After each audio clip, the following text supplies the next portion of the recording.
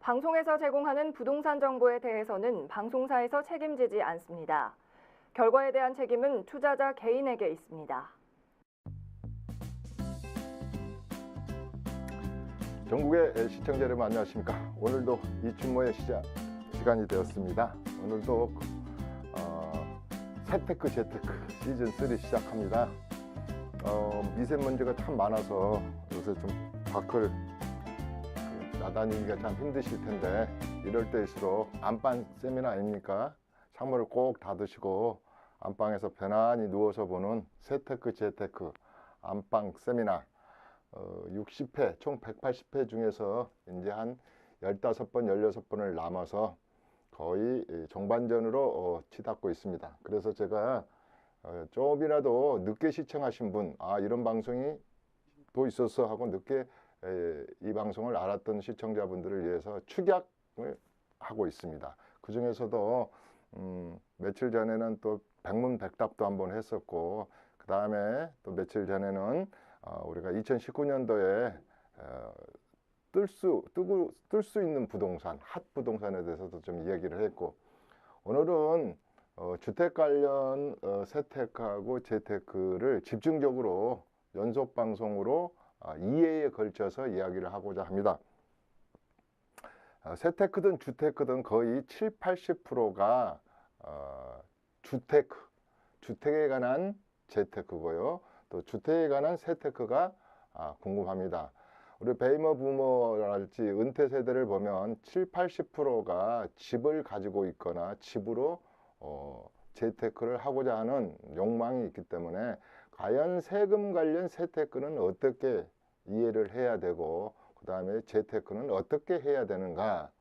어떻게 보면은 우리 44회하고 45회만 집중적으로 좀 보신다 해도 재테크에 관한, 세테크에 관한 모든 정보를 완벽하게는 짧은 시간에 알 수는 없지만, 그런대로 대강 짚고 넘어갈 수는 있으리라 생각합니다.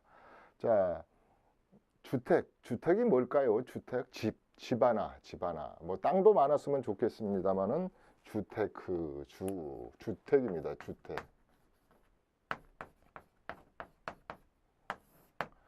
땅테크도 있고,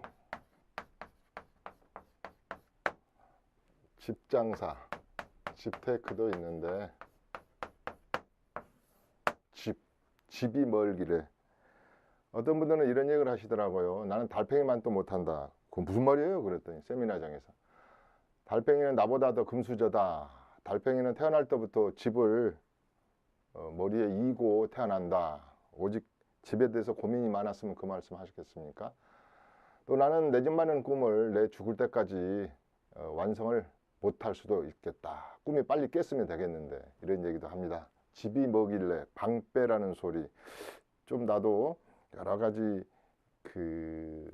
호조권에, 요새 말하는 여러 가지 숲세권, 몰세권, 학세권, 역세권, 그런 곳에 내 집이, 그것도 새 집이 하나 있었으면 좋겠다.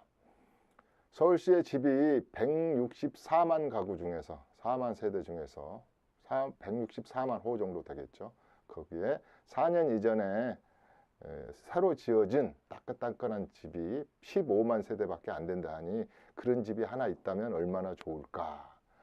또 그보다는 못하지만은 또 지은 지 10년 이내, 적어도 15년 이내에 지은 집이 우리 가족을 위해서 또 내 만족도 있는 집이 하나 있었으면 좋겠다. 이런 얘기도 할 수 있습니다.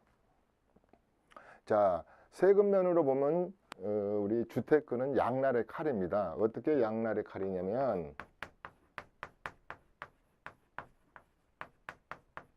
주택을 가지고 무주택이랄지 1세대 1주택이랄지 투기 목적이 아니고 어쩌다 보니까 일시적으로 1세대 2주택에 대해서는 세금이 가장 너그럽다 그랬습니다. 세금이 가장 너그럽습니다. 장기보유 특별공제도 10년 이상을 가지고 있으면 80%는 해준다든지, 주택임대 사업자로 묶었을 때는 여러 채를 가지고 있지만 거주주택이랄지 또 주택임대사업자는 묶은주택까지 여러 가지 장기보유 특별공제 같은 것을 많이 해줘서 굉장히 주택에 대한 세금은 토지와 기타 다른 상업용 리테일 쪽 부동산 시장보다는 시장의 세금을 과세하는 것보다는 굉장히 너그럽다, 예외 조항이 많다, 이런 얘기를 했습니다. 반대로 정부는 국세청은 1세대 2주택, 3주택 다주택자에게는 굉장히 중과세율을 적용하고 있다. 특히 규제지역 내에서 43개 규제지역 내에서는 다주택자에게 대해서는 아무튼 매몰 처리만큼 세금을 중과하고 있다. 그래서 중과세 시대다. 그래서 어떤 경우는 이렇게 세금을 예외조항을 적용해서 너그러운 반면에 굉장히 중과한다. 그래서 주택에 관한 세금은 양날의 칼이다. 모든 정대책, 과거에 20, 30년 전에는 투기 세력, 투기, 복부인 그러면 토지에 관한 것도 많이 포함돼서 토지에 관한 중과세를 지금도 적용하고 있지만 많이 정대책을 발표하기도 하고 토지거래 허가지역으로 묶기도 하고 그랬는데 이제는 토지 쪽보다는 주택 가지고 이 집 가지고 재테크를 투기 목적으로 가수요적으로 불필요하게 너무 많이 가지고 있는 분들에게 대해서는 세금으로부터 자유롭지 못하게 할 겁니다. 이런 뜻입니다. 그래서 우리가 이 주택에 관련된 재테크와 세테크는 분량도 방대하고 종류도 여러 가지입니다. 그래서 오늘은 이 시간에 44회하고 45회 연속으로 이틀에 걸쳐서 약 100분 동안 도대체 집이 뭐길래, 주택이 뭐길래, 주택 재테크가 뭐길래, 세테크가 뭐길래, 소득법상에서 또 주택을 이렇게 다루고, 우리 세대 분리만 하나 하더라도 우리가 주민등록상에 분리하고 또 우리가 국세청에서 바라보는 시각이 틀리듯이 여러 가지 건축법에서 분류해 놓은 주택의 분류, 소득세법에서 실질과세 원칙상 분리해 놓은 주택, 또 주택처럼 비슷한 거, 비거주 주택이랄지 비주택들이 여러 가지가 있죠. 그런 부분들을 한번 쭉 아울러서 재테크하고 세테크를 이렇게 짬뽕 해가지고 전체적으로 한번 훑어보는 시간을 갖자, 이런 뜻입니다. 그렇다면 이 양날의 칼을 규제의 칼, 세금의 중과세의 칼, 그 다음에 그래도 재테크가 여러 종류가 있지만 주택에 관한 재테크가 전번에 말했듯이 유동성이랄지 안정성이랄지 수익성 면에서는 그런대로 안전자산이다, 안전한 재테크다, 이런 얘기를 했습니다. 그러면 과연 이 주택시장은 세법시장하고 재테크시장의 공법적인 시장이라고 할 수도 있고 세테크시장이 어떻게 짬뽕돼서 연결되어 있나를 한번 살펴보는 걸로 하겠습니다. 우선은 무주택입니다.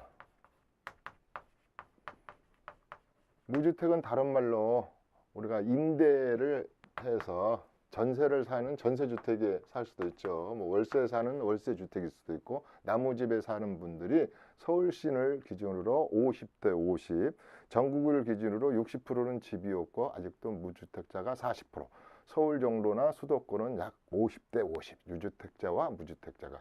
그랬을 때 여기서 전세를 줬는데 요새 지금 전세값이 하락한다든가 집값이 하락했을 때는 우선 이분들도 걱정이죠. 무주택자분들은 걱정이 두 개가 있을 수 있겠네요. 왜냐하면 나도 집을 하나 가져야지, 언제 타이밍을 잡아서 언제 목돈을 만들어서 이 집을 하나 가질까. 전세가율 비율이 우리 서울시가 한 60% 되니까 나도 빨리 40%를 더 모아서 매매가 대비 전세가가 한 60%라고 볼 때 나도 빨리 40%의 캐시를 저금해서 만들어서 집을 사야지, 또는 모기지를 열어서 또 좀 돈을 어디서 꼬든가 이렇게 해서 대출을 받아서 집을 사야지, 40%가 없을 경우는.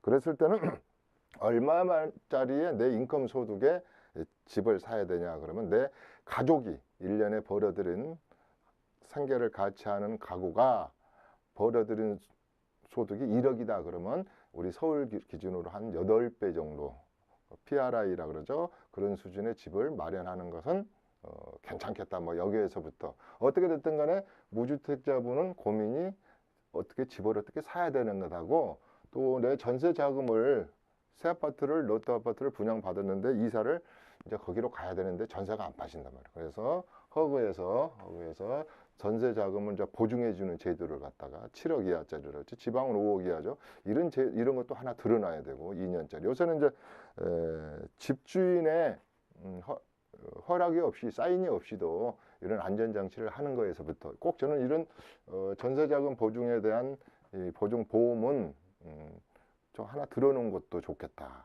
특히 좀 전세 가격이 많이 하락해 가지고 정말로 이걸 내가 이사 가고 싶을 때 이사 갈 수 있을까? 이런 고민에서부터 두 가지겠습니다. 또 거꾸로 말하면 집을 임대해 주신 분도 이제 갑과 을의 이치가 바뀌어서 빨리 방을 빼주세요. 저 새로운 아파트 당첨돼서 입주 날짜가 다가왔습니다. 이럴 때 목돈이 필요하니까 특히 갭 투자하신 분들은 굉장히 고민이 많고 또 소송거리가 되기도 하고 그렇습니다. 그래서 무주택자에 대한 고민. 그 다음에 하나는 무주택자들은 아다시피 이제는 무주택자 시대 그래가지고 여러 가지 사회적 배려자로 봐가지고 3번의 당첨 기회를 준다든지 그 다음에 총 분양 세대수에서 75%를 공급을 무주택자에게 한다든지 또 우리가 신혼부부들에 대한 7년 이하 특히 이제 우선 공급은 2년 이하의 신혼부부들에 대해서 우선권을 준다든지 또 임대 면에서도 니치 임대, 매입 임대, 청년 임대 그래가지고 여러 가지 LH에서도 발표하는 거 보면은 뭐 내년까지 10,000세대 이상을 임대를 한다든지 그래서 이 무주택자 분들은 임대 시장도 여러 종류가 있지 않습니까? 기업에서 공급하는 거, SH공사에서 공급하는 거, LH에서 공급하는 거, 한자녀 부모 여러 가지가 있습니다. 그래서 임대 시장을 공부를 제대로 하시는 분들은 우리가 옥탑방이라 할지 지옥고라 그럽니다. 지옥고에서 벗어날 수가 있어요. 지하실방, 옥탑방, 고시원에서 벗어나서 요 임대 시장을 면밀히 분석하면은 LH의 홈페이지를 파고든다든가 이런 수업만 제가 한 3-4시간 한다 그랬지 않습니까? 그래서 무주택자들은 이렇게 지옥고에 사시는 분들이라 할지 전세자금을 못 뺄 때 걱정하시는 분이라 할지 또 청약시장이 무주택 시장에 왔기 때문에 청약시장에 대해서 공부를 하고 고민을 해야 되겠다 이런 겁니다. 또 무주택도 여러 가지 무주택이 있다 그랬죠. 세법상 무주택자가 있고 주택 청약 시장상의 무주택이 있다. 또 이런 것을 잘 좀 구별을 해서 이 무주택이지만 자발적 무주택이 됐든 힘겨운 무주택자가 됐든 이 무주택으로부터 내가 좀 벗어나야지.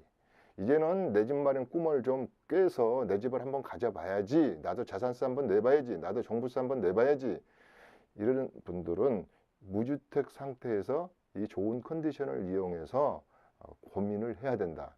이렇게 보니까 시청자분들, 무주택자분들도 할 일이 많고 공부도 많잖아요. 나는 무주택이야. 나는 자식이 없어. 그러니까 뭐 예를 든다면 그렇습니다. 그러니까 상팔자야. 이럴 일만은 아니죠. 주택은 필요하다 그랬죠. 왜? 주거 공간으로서 필요하고 내가 만족도 있는 주거 공간으로서도 필요하고 재테크로서도 필요합니다. 또 나중에 보험의 기능으로서 주택연금으로서 내가 70세랄지 60세가 넘어가지고 힘이 없을 때 나의 보험의 기능으로서도 내 집 마련은 꼭 이루어야 된다고 생각하는 겁니다. 그래서 무주택은 이 정도로 하겠습니다. 무주택에 관한 여러 가지 비법 내가 무주택 상태를 이용해서 여러 가지 아까 청약이랄지 아까 이런 임대시장에 도전하는 거랄지 임대시장도 여러 종류니까요. 무주택자도 여러 종류가 있겠죠. 아까 지금 고가의 전세 9억, 10억, 20억에 사시는 자발적 무주택자. 그 다음에 나 진짜 돈이 없어서 청년들이 그랬죠. 우리 청년들 직장도 못 잡고 이게 지금 등록금도 내기 힘드는 지옥고에 거주하는 우리 무주택자도 있을 거고 또 3, 40대가 돼가지고 결혼을 했는데 이제 7년차, 8년차, 10년차 되는데 돈을 다 모아서 집값은 저만큼 산을 넘어가고 있기 때문에 내가 따라가지를 못해서 항상 안타까움을 가지고 있는 무주택자들. 성실하게 정부에서 집값을 잡아줄 테니 정부를 믿으세요. 국가를 믿으세요. 이렇게 믿었더니 국가는 그 말을 약속을 안 지킨 게 아니라 사회적인 경제적인 흐름에서 어떻게 보면 못 지킨 꼴이 됐죠. 집값이 많이 올라 버렸으니까. 이게 무주택에 대한 거다. 그러니까 무주택인 분, 내가 왜 그러면 상당히 2주택, 3주택 다주택자도 200만 명이 넘는 시대지만 50%는 서울시 거주자는 아직도 여기에 해당한다 이 말입니다. 50%. 그 다음에 이제 두 번째가 주택이 하나 있어요. 그것이 이제 기존 주택이라 그럴게요. 어떻게든지 집이 좋고 나쁘고 20년, 30년 돼서 바람에 겨울이면 창에서 바람이 들어오고 녹물이 나오고 그래도 내가 내 사랑하는 애들이 여기서 초등고를 다 거쳤던 기존 주택. 기존 주택, 현재 거주하고 있는 주택, 종전주택 이런 말도 표현해요. 우리 주택임대사업자에서는 이런 주택, 1세대가 1주택을 하나 가지고 있습니다. 이 주택을 모티브로 해서 시드머니로 해서 업그레이드된 집으로 이사를 가시든지 넓은 평수로 가시든지 조건이 좋은 뭐 강남 뭐 어디로 갈 수 있는 발판의 사다리의 집 기존 주택. 여기에 대해서는 1세대가 1주택에 대해서는 규제 지역이든 비규제 지역이든 세법 바뀐 거 없습니다. 9억 이하고 2년 가지고 있었고 이렇게 꾸준히 투기 목적인 거 한 채를 가지신 분들은 세금 신고할 필요도 없다. 양도할 때. 그 다음에 그래도 재산세만 좀 내고 종부세로부터 좀 자유롭고 그렇다. 그래서 1세대 1주택에 대해서는 아까 양날의 칼 중에서 가장 너그럽다 이럽니다. 제일 너그러운 곳은 재산세도 안 받고 종부세도 안 받고 이런 곳은 뭐 양도세도 없는 곳은 무주택이고. 그런데 누가 이 우리 서울 시민 중에서 대한민국 국민 중에서 무주택으로 상태로 남기를 원하는 사람은 아무도 없을 겁니다. 자, 1세대 1주택. 3번은 1세대 1주택 분들이 새 아파트로 가고자 이제 애정주택을 많이 마련합니다. 나는 2년 후에 입주할 거야.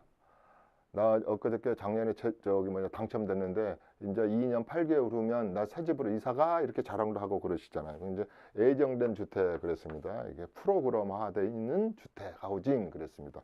이런 주택은 플러스 알파가 있을 수 있죠. 이렇게 이것을 대부분 분양권, 입주권 그렇습니다. 이렇게. 자, 여기 상태에서 여기까지는 놔두고 4번이 뭐가 또 하나 불리하게 넘어. 자, 이렇게 분양권 상태인데 다음에 종부세라 할지 양도소득세라 할지 취득세는 별로 효과가 없어요. 여러 가지를 이유로 우리가 또 하나 이유는 당신 앞으로 저렇게 8억짜리 집이 분양받은 건 좋은데 여보 고마워. 근데 시동생이 사업한다고 돈장 꿔달라 그러면 다음에 우리가 이제 등기가 났을 때 당신 거부 못하잖아. 마음이 약하니까. 그러니까 형소가 공동등기 해놨다 해가지고 이 부부간에 공동으로 소유하는 겁니다. 공동으로 소유하는 거죠. 작년에 3월에 그 분양받았던 개포 8단지 같은 데는 벌써 45%가 계약금 상태에서 당첨은 이제 세대주가 됐어야 되니까요. 그러고 나서 전부 다 부부간의 증여 형태로 해서 공동 등기로 보유하고 있다. 이게 추세다. 또 거꾸로 요새 결혼할 녀석들이 녀석이라면 안 되겠네요. 난 자꾸 이제 우리 애들 개념으로 녀석 그러는데 결혼하실 분들이 이게 말이 참 중요한 겁니다.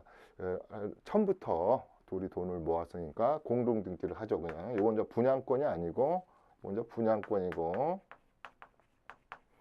처음부터 공동 등기를 하니까 2분의 1씩 지분을 가지고 있는 입주권도 마찬가지죠. 재개발에 어디 좋은 곳에 재개발을 하는 입주권을 하는데 지분을 공동 소유하시죠. 여보, 우리 공동 소유합시다. 좀 멀러 할 때 이런 말을 하죠. 그래서 이렇게 부부간의 공동 등기가 있습니다. 다섯 번째는 어떻게 됐든 간에 지분 등기를 해서 각 지분별로 해서 증여는 별로 그렇지가 않아요. 증여도 가끔 있긴 있어요.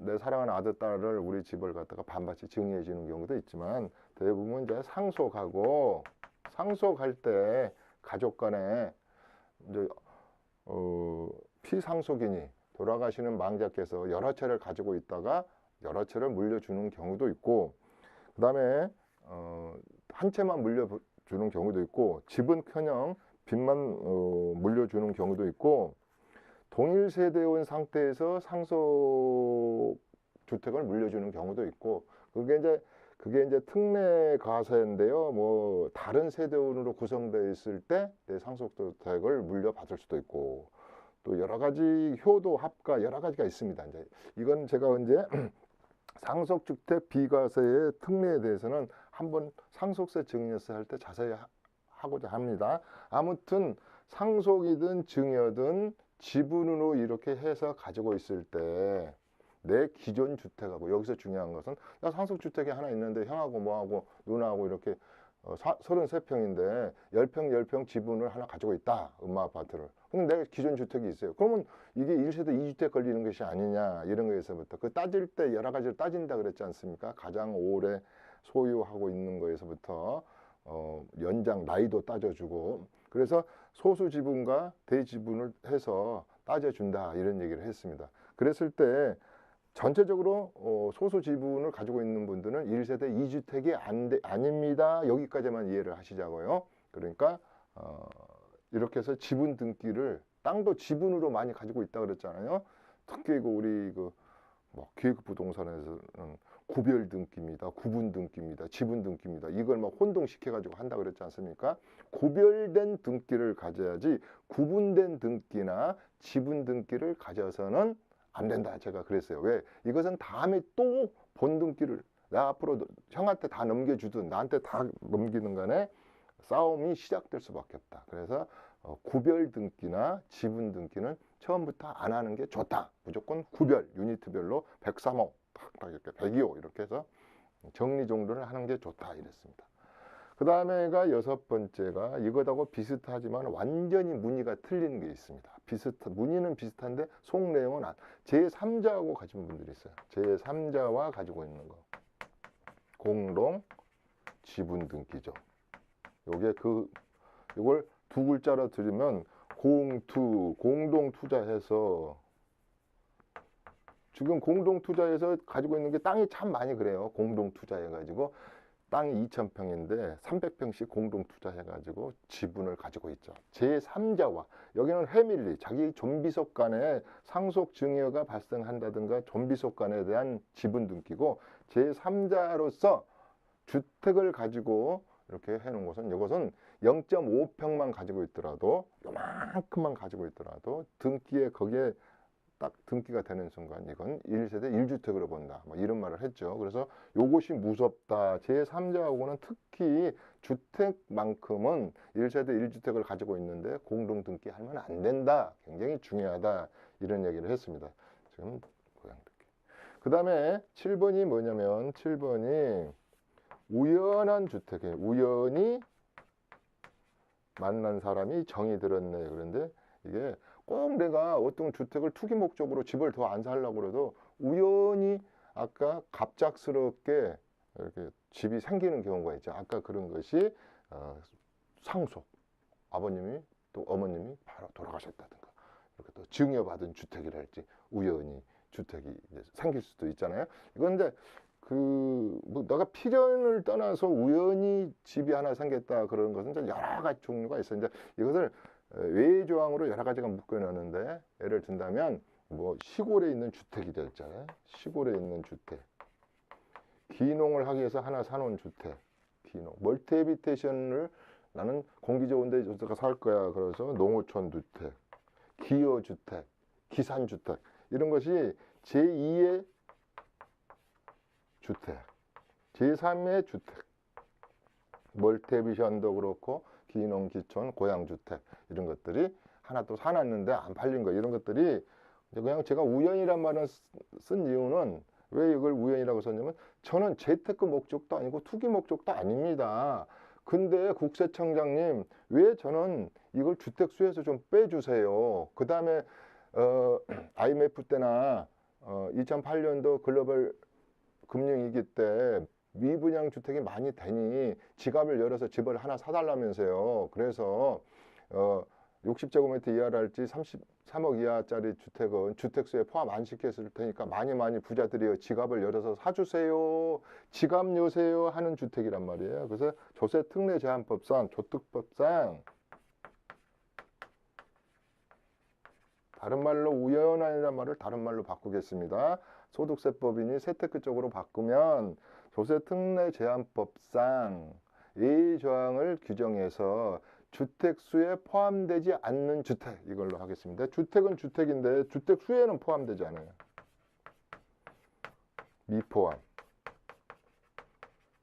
여기 보면 대표적으로 여기 어딥니까? 여기 입주권이랄지 분양권은 주택수에 포함되잖아요. 주택수에는 이런 것도 이제 중요하죠. 분양권 같은 것은 일반 주택하고 겹쳤을 때 어떤 걸 먼저 팔아요 이렇게 많이 물거든요. 근데 기존 주택이 하나 있고 분양권이 하나 있는데 규제 지역 내에 있어요. 그래서 10%포인트, 3주택은 20%포인트, 3주택은 막 68%나 중과세율을 적용한다면서요. 그랬을 때 그러면은 위원회 파실 건 물론 세금을 계산해야 봐야지 맞겠지만 분양권부터 파세요 이런 말을 많이 하죠. 왜?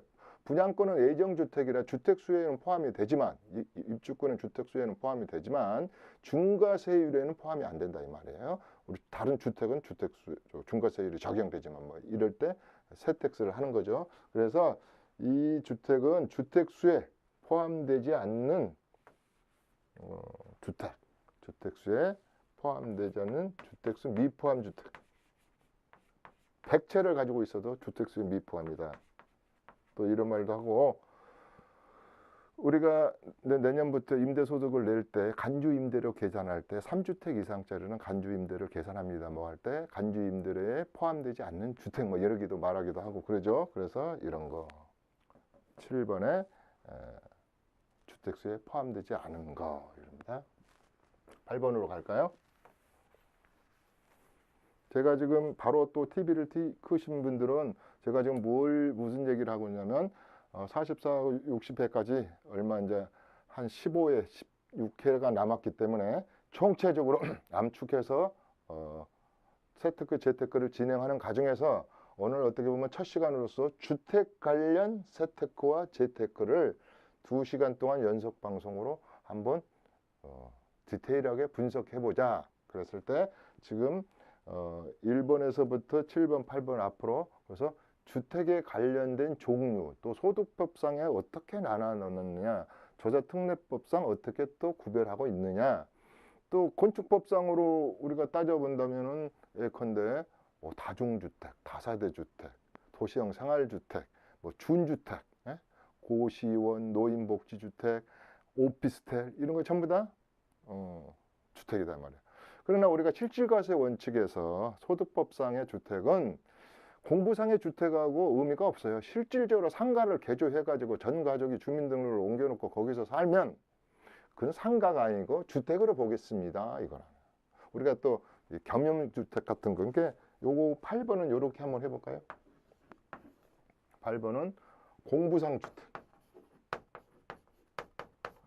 주택법이라 할지 건축법이라 할지 뭐 660제곱미터 합니까 뭐 이런 걸 구별해내는 거죠. 단독주택 크게는 이렇게 나누겠죠.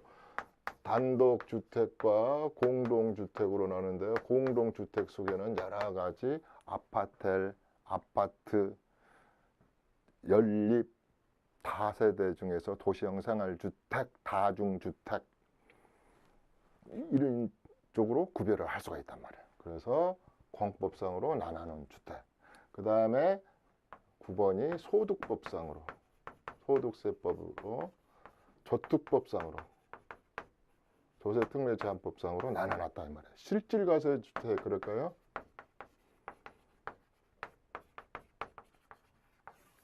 실질과세주택 이렇게 말하겠습니다. 실질과세주택. 펜션해라고 허가를 내뒀는데 전 가족이 펜션을 안 하고 다 거기서 주거를 하고 있다 그러면 주택이다 이 말이에요. 그래서 허가가 나지 않는 어떤 이유로 허가가 안 나요. 진짜 무허가 주택이라 가지고 동사무소에 옛날에 누핑집이랄지 이런 집이 있어요. 옛날에 막 저 봉천동, 랑가자동, 막 신림동에 많이 있었거든요. 지금 다 이제 2003년 이전에 재개발이 많이 됐지만 그 무허가 주택, 등기가 없어요. 동사무소에 무허가 관리 대장에만 있는 거랄지. 또 신축을 했어. 근데 어떻게 좀 불법 건축물이 돼가지고 아니 이게 허가를 안 때려주는, 준공을 안 때려주는 거예요. 그렇지만 실질적으로 거주하고 있는 실질적인 주택은 소득법상의 주택이 많아요. 그런 것들이 있다 이 말이에요. 그러니까 그런 주택이 상당히 많습니다. 그래서 공부상 주택, 임대주택. 그 다음에 우리가 주택임대사업자를 내 가지고 가지고 있는 주택임대사업자용 점차. 제가 지금 뭐 하고 있냐고요? 땅 테크 하는 게 아니라 집 테크 중에서 하우징, 주택에 대해서 한다 이 말이에요. 그래서 이게 가장 많이 요새 물어본다 그랬지 않습니까? 전번 시간에 몇 번 했지만 의료보험하고 이게 크게 지금 관계가 된다며 올해 8월 달에 많이 바뀌어가지고 하는 것부터 5년짜리를 해야 돼요. 그러면 이제 앞으로 늘었는데 장기 일반 주택임대사업자로 해야 되는 데서부터 단기 해야 되냐. 이제 준공공이 없어졌죠. 뭐 이런 거에서부터 이제 말이 바뀐 거죠. 이제 이런 거에서부터 여러 가지를 묻는다 이 말이에요. 아주 많이 물어요. 특히 이것은 주택임대사업자는 할 말이 많다 그랬잖아요. 이완의 시간이 한 몇 가지만 요거 하고 갈까요? 이완 다음에 제가 하겠습니다. 이것은 또 1시간짜리를 이걸 따로 넣어서 하겠지만 자, 몇 가지만 한번 여러분들이 시청자분들이 그래요? 그런 게 있었어요. 자, 주택임대사업자는요 이미 공사 중인 것도 할 수 있어요. 그러니까 이제 신축 중인 것도 등록 허가를 구청이나 세무서에 할 수 있다. 장기보유 특별공제도 엄청나게 해준다. 어떻게 됐든 간에 10년짜리 소득세법에 따져서 10년 이상, 의무기간 8년 이런 거 70% 많이 해준다. 그 다음에 뭐 소득세에 대해서도 임대소득세에 대해서도 75% 해준다. 뭐 이런 걸 떠나서 제일 중요한 것은 10년을 내가 했어요. 그러면 장기보유 특별공제를 처음에 취득할 때부터 내가 지금 팔 때까지 금액을 70% 해주니까 이것이 좋다. 또 100% 해주는 것도 있다. 이번에 12월 31일까지 감면해 주는 거, 양도소득세 감면해 주는 것도 있더라. 뭐 별게 다 있죠. 그다음에 뭐 가태료 같은 것도 앞으로 좀 여러 가지가 조심해야 된다. 뭐 아주 주택임대사업자를 제대로 알기 위해서는 진짜 디테일하게 알아야 되거든요. 나의 맞춤식으로. 그래서 이 부분은 많이 하겠지만 하여튼 주택임대사업자로 묶어버린다. 야, 이 친구가 하나 가지고 있는 것을 한 가지 말할까요? 거주주택이란 걸 하나 하고 가야 돼요. 왜 그러면 모든 세법은 당사자에게 관계가 있거든요. 쉬운 말로 해서 너 그 주택을 당신 이 주택을 2년을 보유했어? 이 주택에서 2년을 거주했어? 이 주택이 상속주택 맞아? 해서 이 본주택을 가지고 세금의 감면 혜택을 많이 주는데 주택임대사업자는 아무 관계가 없는 주택임대사업과 아무 관계가 없는 이 주택임대사를 등록한 주인이 거주한 주택에 대해서 혜택을 주는 제도예요. 그러니까 이게 굉장히 그냥 혜택을 주지는 않겠죠. 요건 뭐 2년을 꼭 거주했어야 된다 해서부터 여러 가지가 있잖아요. 또 주택임대사업자는 또 요새 써먹는 것 중에 하나가 이제는 앞으로 서울에서 규제지역이 서울이고 서울이 규제지역이고 43개 규제지역 내에서 전번에 8.2 대책에서부터 4.1 대책에서부터 9.13을 넘어오면서 이제는 어떤 것이냐면 2년을 꼭 거주해야 됩니다. 이런 것이 생겼잖아요. 근데 2년 거주 안 해도 되는 게 있어요. 이런 것을 이용하는 거죠. 이런 것을 주택임대사업자로 묶어서 꼭 2년을 거주란 게 굉장히 어려운 겁니다. 우리가 과거에 주민등록만 옮기고 나 청문회 안 나가고 나는 장관 안 될 테니까 요새 이장 전입이 유행이라는데 뭐 해. 그 시절이 이제는 안 된다 이 말이에요. 그러면 꼭 살아야 되는데 살기가 쉽지가 않아요. 이 거주 요건은 굉장히 이 부동산 시장에서 세법의 중과세도 중요하지만요. 제가 3억 이상짜리 집을 살 때 앞으로 증여세 상속세 받았습니까? 에서부터 금융 거래에 관한 거라 할지 14개, 한 18가지를 이거 적는 것이 굉장히 이 부담스럽게 작용을 했고, 이 거주 요건도 마찬가지예요. 이런 게. 그렇기 때문에 그건 안 해도 된다 이 말이에요. 이런 것이 중요하다 이 말이에요. 거주 요건하고 이 거주 주택하고 이런 것이 주택 임대차하고 뭐랄까 아주 밀접한 관계가 있다. 그러니까 공부를 좀 제대로 해놓고 가야 된다 이렇게 말하는 겁니다. 그 다음에 12번에 가가지고 제가 수익형 부동산 주택 하기도 하고요. 수익형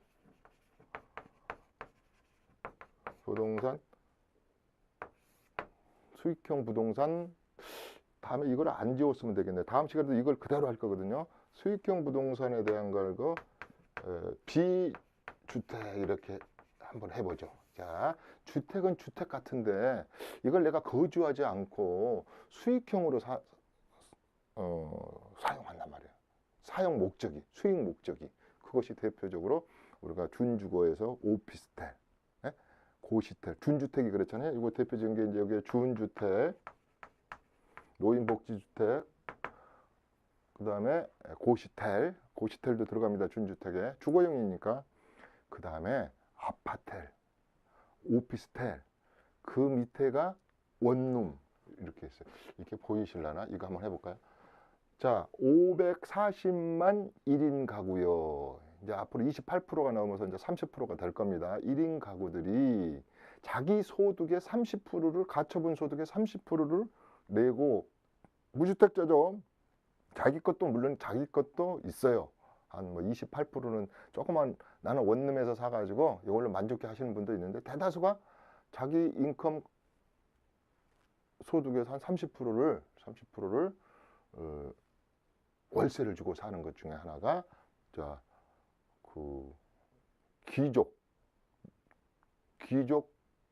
귀족이라는 말을 하면 귀족 세입자? 아무튼 뭐 어떤 100만 원, 200만 원 내고 사는 요새 제일 비싼 게 아파트에서 새 사는 사람. 그 다음에 아주 스몰 아파트. 이게 강남에는 뭐 8억, 11억 가는 것도 있어요. 이런 게.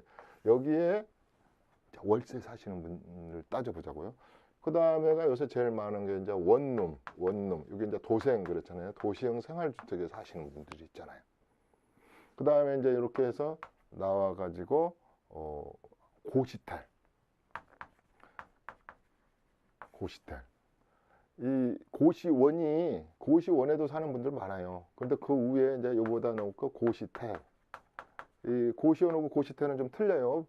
고시텔이 리빙텔 막 그러기도 하고 그래가지고 고시원보다는 좀 크고 샤워장도 있고, 그러나 저기만 없죠. 우리가 그 키친이라 그러나요? 부엌만 없이 공동으로 쓰게끔 이렇게 하고, 이런 분들이 아까 뭐라 그랬어요? 제가 지옥고 그랬잖아요. 지하실방, 옥탑방, 그 다음에 지옥고, 고시텔 뭐 이렇게 사신 분들이죠. 고시텔. 이거보다 업그레이드된 거. 그다음에 여기서도 나는 여기에서도 보증금이 없어, 월세 내용이 없어. 그럼 어디 가요? 찜질방에서 사야지. 찜질방. 이런 식으로 제가 말하는 것은 수익형 부동산을 가지고 있는 분들, 특히 이제 이렇게 많이 가지고 있는 분들은 주택임대사업자로 묶잖아요. 수익형 부동산을 전번에 말했듯이 어떻게든지 내가 품위 유지비를 200만 원 만들게 내가 해야겠어. 이춘모 교수의 세테크 재테크를 똑바로 보고 한번 만들어 봐야지 하시는 분들이 있거든요. 근데 뭐 제가 그랬잖아요. 한감에서 1.5%로 받고 8년에서 12년으로 주택임대사업자가 아닙니다. 그렇게 뭐 그것도 뭐 임대사업자니까 임대사업자로 묶고 이렇게 해서 하는 방법, 주택연금 많이 받게 하는 방법, 뭐 이렇게 해서 합니다. 여기다가 13번에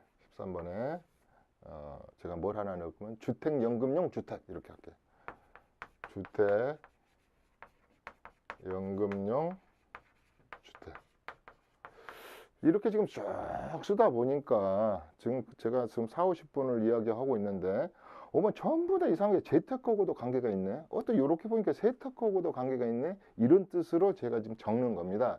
이게 지금 두서없이 적는 것 같지만 또 그렇게 분류를 할 수도 있겠네.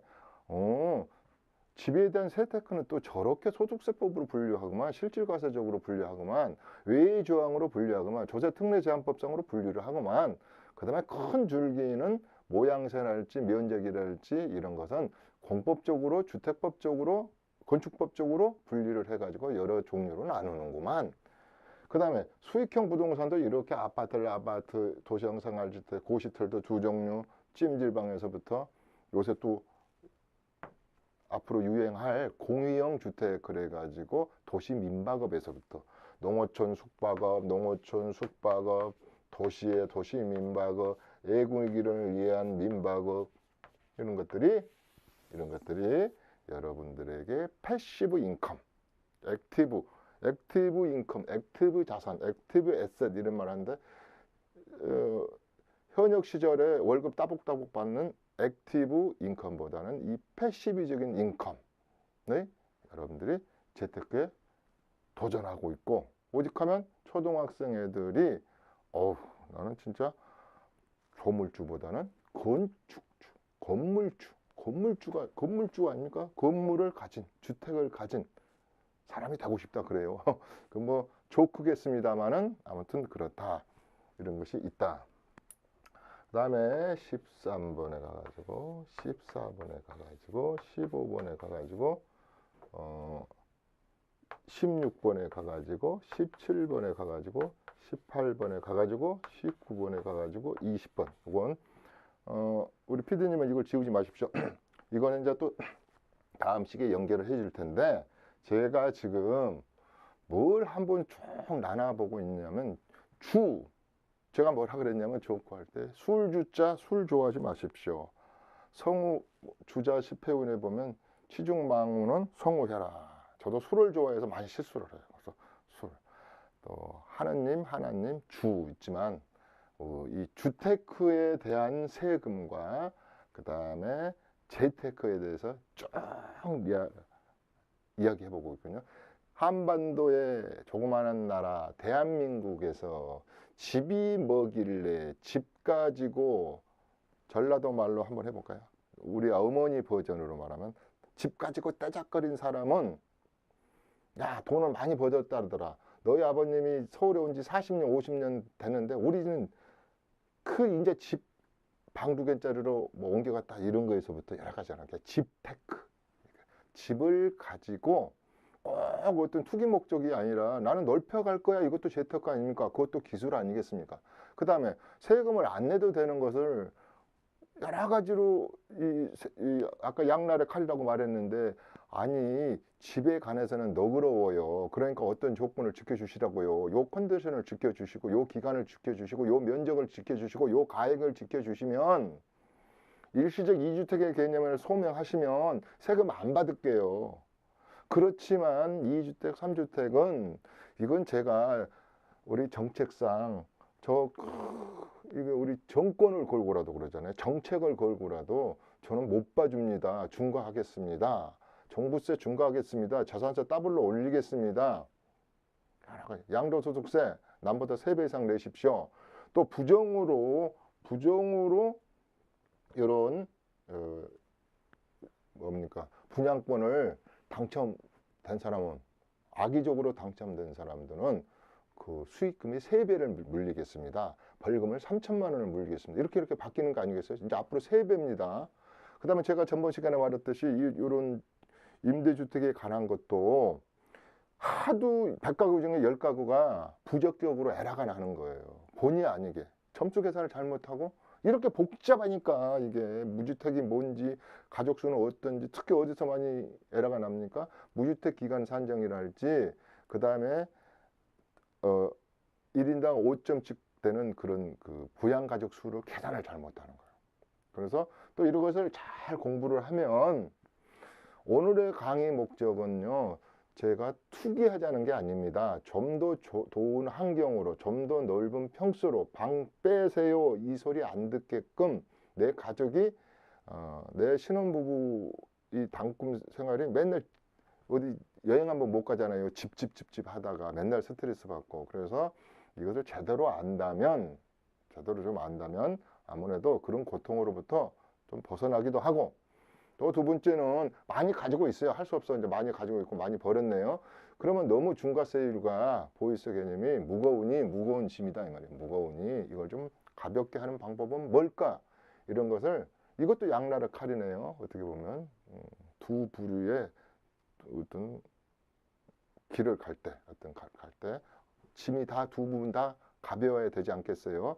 무주택자는 유주택자가 되기 위해서, 조금이라도 재테크를 하기 위해서 이런 지금 시즌을 하고 있는 겁니다. 그래서 이제 60회가 얼마 안 남은 것 중에 제가 왜 지금 이걸 마무리 지으려고 그러냐면, 시간이 얼마 안 남았기 때문에 이것을 제가 그랬습니다. 전번에 이렇게 해서 세미나장에서 연구를 하다 보니까 이런 종류가 50개가 되더라 이 말이에요. 50개 종류를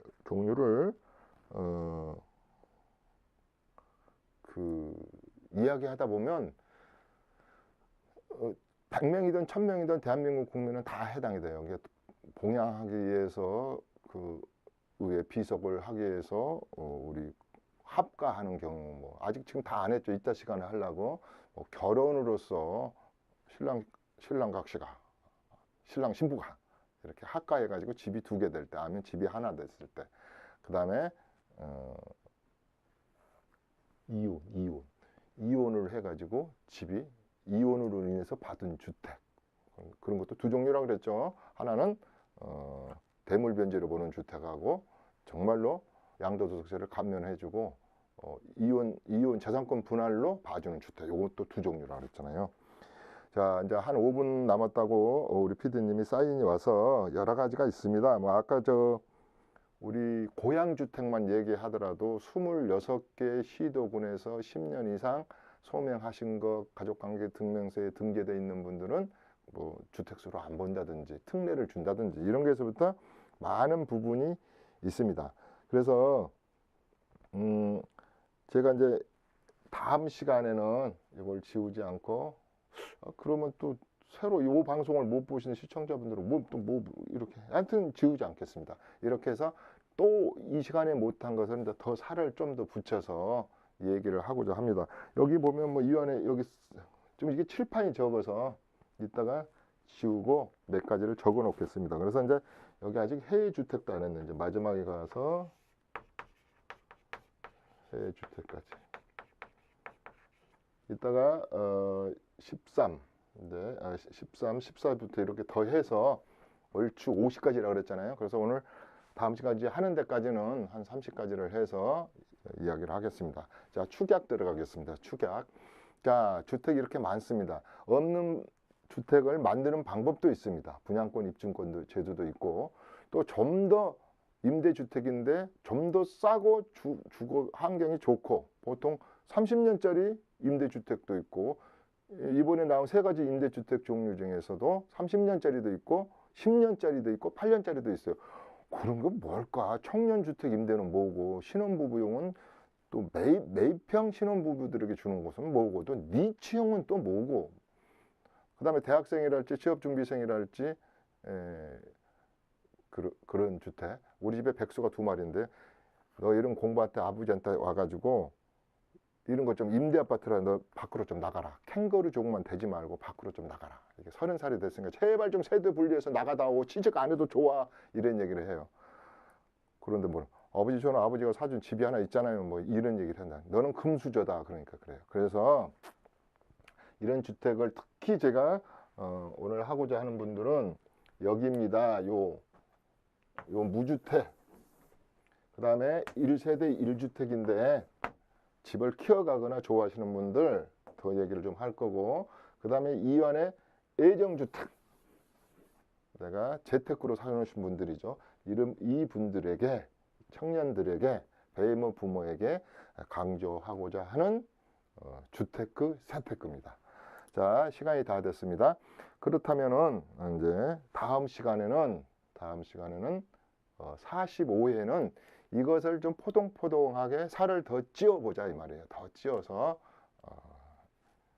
그렇게 되면 10분 동안에 거의 들어갈 겁니다. 제가 다음 시간까지 말하면 전국의 시청자분들이 난 저기에 속했네. 난 저기에 속했네. 제3자하고 우리 동창하고 사는 주택이니까 저런 것도 조심해야 되겠구만. 이렇게 해서 심지어 무허가 주택까지 있다 하겠지만 무허가 주택 재테크라는 게 있었습니다. 과거에 2003년 전에 재개발은 거의 그 당시 그 재건축 단일법일 때는 무허가 주택 재테크가 이거였습니다. 자, 이렇게 하고요. 44에서 이어서 갈 거니까 오늘은 이번 시간에는 전체적으로 한번 우리 주택 수를 소득세법하고 그다음에 공법상으로 하고 세법상에서 이제 여러 가지 한번 구별을 해봤어요. 다 이렇게 지금 보시면 낯익은 단어들일 겁니다. 그렇지만 이제 이게 어떻게 엇갈려 있는지는 좀 헷갈리시더라도 다 들어보신 얘기들이죠. 그러나 이게 세법하고 공법상하고 주택법하고 건축법하고 그다음에 주택수하고 막 이게 복잡하게 얽혀 있으니까 어려운 겁니다. 자, 다음 시간에는 좀 더 업그레이드 편을 하겠습니다. 45에서 연결해서 가도록 하겠습니다. 44에서는 이제 여기서 마치도록 하겠습니다. 시청자 여러분 감사합니다. 다음 시간에 다시 뵙도록 하겠습니다. 매주 화요일 11시부터 1시까지 이춘모 대표의 무료 세미나가 있습니다. 삼성역 1번 출구 해피하우징 교육원에서 열리고요. 부동산 절세 세무 전략과 보유 부동산 세판 짜기를 주제로 강의가 진행됩니다. 예약 문의는 026344-7558번으로 해주시면 됩니다.